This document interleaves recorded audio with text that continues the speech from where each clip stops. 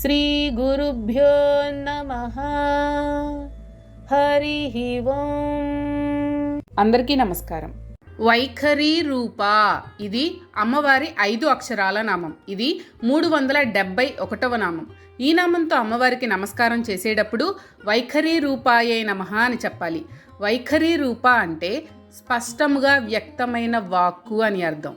మూలాధారం నుండి బయలుదేరిన పరావాక్కు అనాహతం ద్వారా ఊర్ధ్వంగా పోతూ పశ్యంతి స్థితిని దాటి మధ్యమా స్థితిలో విశుద్ధిని చేరినప్పుడు శుద్ధమై నాలుక, తాలు, ఓష్టములు అనగా పెదవులు, శిరస్సు, నాసికా స్థానములందు సుస్పష్ట రూపాన్ని పొంది నాలుక సహాయంతో ముఖం అంటే నోటి ద్వారా ఉచ్చరింపబడి వ్యక్తమవుతుంది. ఈ విధంగా చివరి దశలో సుస్పష్టంగా నోటి ద్వారా ఉచ్చరింపబడిన వాక్కును వైఖరి స్థితిలో ఉన్న వాక్కు అంటారు. ఈ 4వ స్థితిలో వైఖరి వాక్కు మాత్రమే ప్రపంచానికి విదితమవుతుంది. శ్రోతలు వినగలుగుతారు. సుస్పష్టముగా ఉచ్చరింపబడి వ్యక్తమైన వాక్కు యొక్క రూపము అని ఈ నామానికి అర్థంగా చెప్పుకోవచ్చు. దీన్ని బట్టి ఇంతవరకు పరా, పశ్యంతి, మధ్యమ, వైఖరి స్థితులలోని 4 వాక్కులలో మొదటి 3 స్థితులలోని వాక్కును శ్రోతలు వినలేరని, 4వ స్థితిలోని వైఖరి వాక్కును మాత్రమే వినగలుగుతారని అర్థమవుతుంది. ఈ విషయం సరస్వతీ సూక్తంలో కూడా చెప్పబడింది. వాక్కుకు 4 స్థితులు ఉంటాయని విజ్ఞులకు తెలుస్తుంది. వీటిలో 3 స్థితులలోని వాక్కు గుహలోనే ఉంటుంది, బయటికి రాదు. 4వ స్థితిలోని వాక్కునే మనుష్యులు పలుకుతున్నారు అని సరస్వతీ సూక్తంలో ఉన్న మంత్రానికి అర్థం. అంటే వాక్ ప్రపంచం మొత్తంలో 4వ వంతు మాత్రమే మానవులమైన మనం వింటున్నాం. కానీ వృక్షాలు పరావాక్కును, పక్షులు పశ్యంతి వాక్కును, జంతువులు మధ్యమా వాక్కును కూడా వినగలవట. వాక్ ప్రపంచంలో 4వ వంతు మాత్రమే మనుష్యులు వినగలరు అన్నట్లుగానే భౌతిక ప్రపంచం మొత్తంలో 4వ వంతు మాత్రమే మనుష్యులు చూడగలిగేది. మిగిలిన 3 భాగాలు లోపలే ఉంటాయి అని పురుష సూక్తంలో పాదోస్య విశ్వాభూతాని త్రిపాదస్య మృతందివి అన్న రుక్కులో చెప్పబడుతుంది. జీవి కూడా మాతృగర్భంలో 9 నెలలు ఉండి అటుపైన ప్రసవింపబడి భౌతికంగా ప్రపంచంలోకి వ్యక్తమవుతాడు. అంటే 300 డిగ్రీలు కల వృత్తం సూచించే ఒక సంవత్సరాత్మక జీవితంలో 3 వంతులైన 270 డిగ్రీలు సూచించే 9 నెలల జీవిత చరిత్ర జీవికి గర్భంలో ఉన్నప్పుడే జరిగిపోయి మిగిలిన 90 డిగ్రీలు సూచించే 4వ వంతు భాగమైన 3 నెలల కాలం భౌతిక ప్రపంచంలో వ్యక్తమైన జీవిత చరిత్రగా జరుగుతుంది. జీవి గర్భంలో ఉన్నప్పుడు జరిగిన కాలం 9 నెలలకు సమానమైన 270 రోజులు దేవమానంలో జరుగుతాయి. కాబట్టి మనుష్యమానంలో 270 సంవత్సరాలకు సమానమవుతాయి. అలాగే బయటకు వ్యక్తమైనప్పుడు జరిగే మిగిలిన 3 నెలలకు సమానమైన 90 రోజులు 90 సంవత్సరాల కాలానికి సమానం. ఈ 90 సంవత్సరాలు జీవికి సుమారు ఆయుర్దాయంగా సమన్వయపరుచుకోవాలి. అంటే ఈ సందర్భంలో కూడా 3 వంతుల జీవికత గర్భంలోనే మనం చూడని స్థితిలో జరిగి మిగిలిన 4వ వంతు కథను మాత్రమే ప్రపంచంలో చూడడం జరుగుతుందన్నమాట. కృష్ణ చరిత్రను తెలిపే భాగవతంలో కూడా 12 మాసాత్మక పురుషుడైన వాసుదేవుని 9 స్కందాల జీవిత కథ దేవకి గర్భంలోనే జరిగి 10వ స్కందారంభంలో భౌతిక ప్రపంచంలోకి కృష్ణుడు ప్రసవింపబడి మిగిలిన 3 స్కందాల జీవిత కథ భౌతిక కక్షలో జరుగుతుంది. అంటే ఈ సందర్భంలో కూడా 3 వంతుల కథ గర్భంలోనే జరిగి 4వ వంతు కథ మాత్రమే భౌతికంగా జరుగుతుందని తెలుస్తుంది కదా. 4 నెలల కాలం గర్భంలో ఉన్నప్పుడు పిండానికి ప్రతి నెలలోనూ జరిగే మార్పులకు సంబంధించిన కథలు ఆయా స్కందాలలో చెప్పబడతాయి.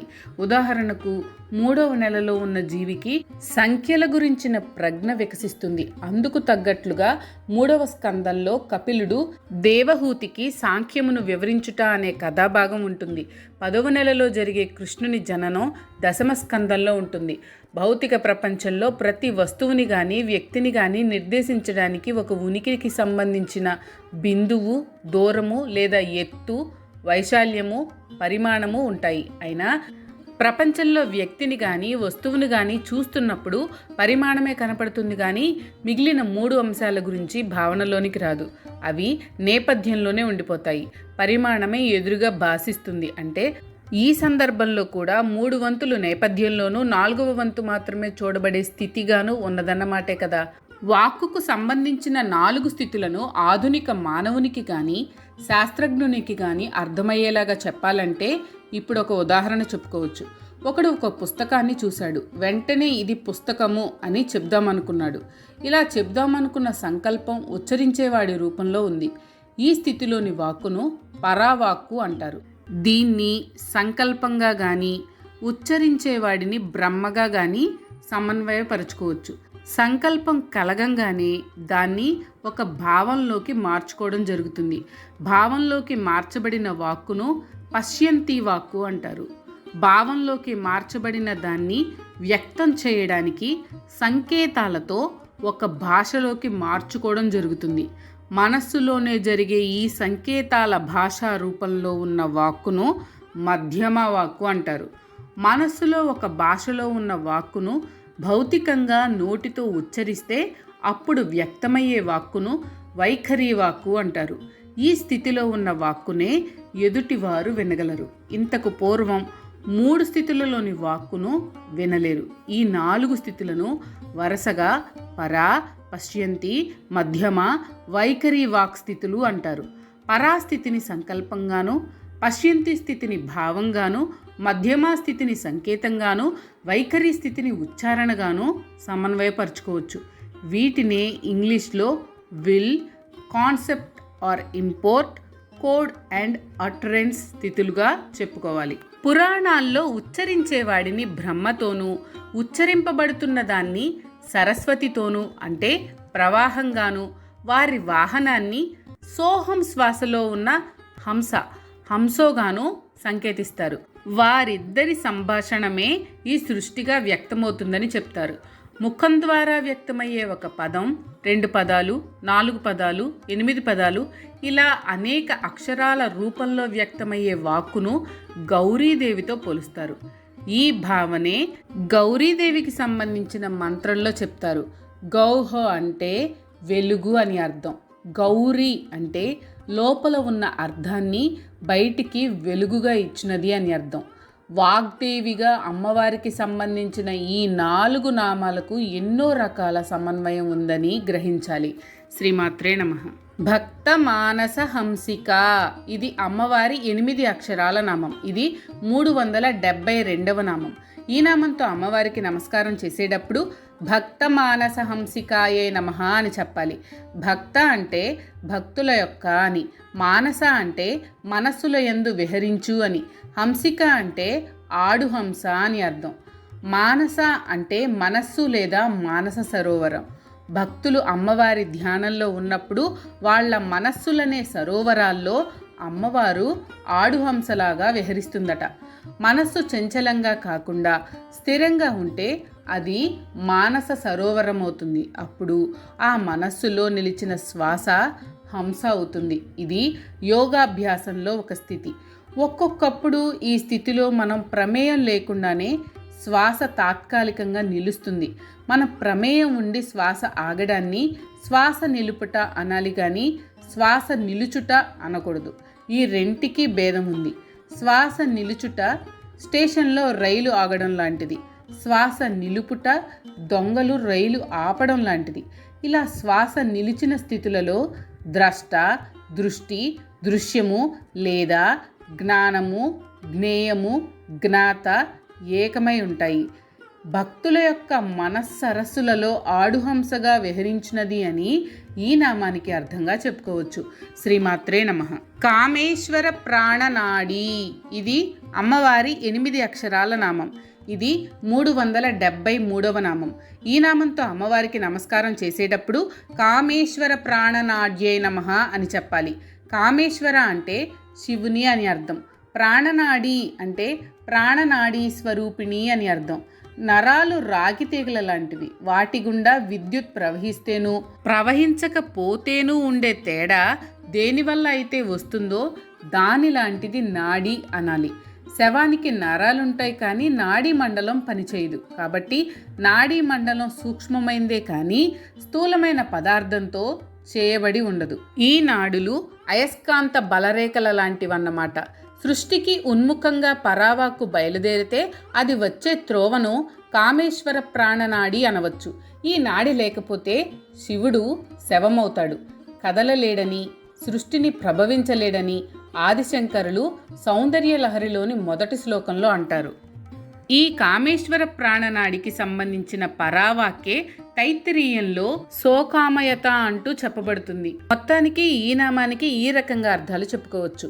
కామేశ్వరుని ప్రణాళికకు ప్రాణనాడి వలె నుండునది అని, అంటే అతి ముఖ్యమైనది అని ఈ నామానికి అర్థంగా చెప్పుకోవచ్చు. శ్రీమాత్రే నమః.